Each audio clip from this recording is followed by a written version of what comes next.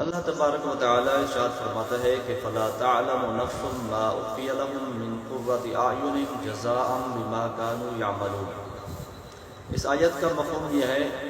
کہ قیامت کے دن اللہ تبارک و تعالی کچھ ایسی نعمتیں اپنے بندوں کا عطا فرمائے گا کہ جن کو کسی آنکھ نے دیکھا تک نہیں ہوگا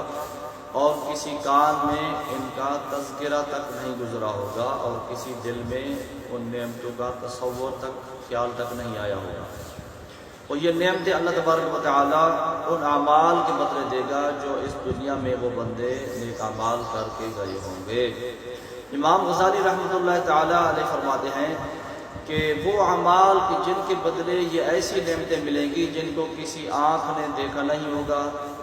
اور کسی کان میں ان کا تذکرہ سنا نہیں ہوگا، کسی دل میں ان کا تصور نہیں گزرا ہوگا، اور جب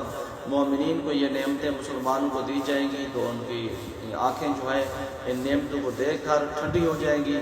یہ نعمتیں جن اعمال کے بدلے میں ملیں گی نا، امام غزالی رحمۃ اللہ تعالی علیہ فرماتے ہیں کہ وہ اعمال جو ہے روزے ہیں۔ اس سے پتہ چلتا ہے کہ اگر ہم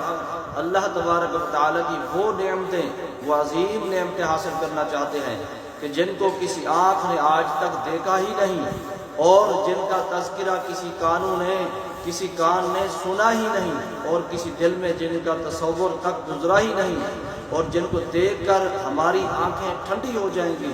اگر وہ نعمتیں ہم حاصل کرنا چاہتے ہیں اللہ تبارک و تعالیٰ سے تو ہمیں پورے اہتمام کے ساتھ روزے رکھنے ہوں گے۔ اللہ تبارک و تعالیٰ کی بارگاہ میں دعا ہے کہ اللہ تبارک و تعالیٰ ہمیں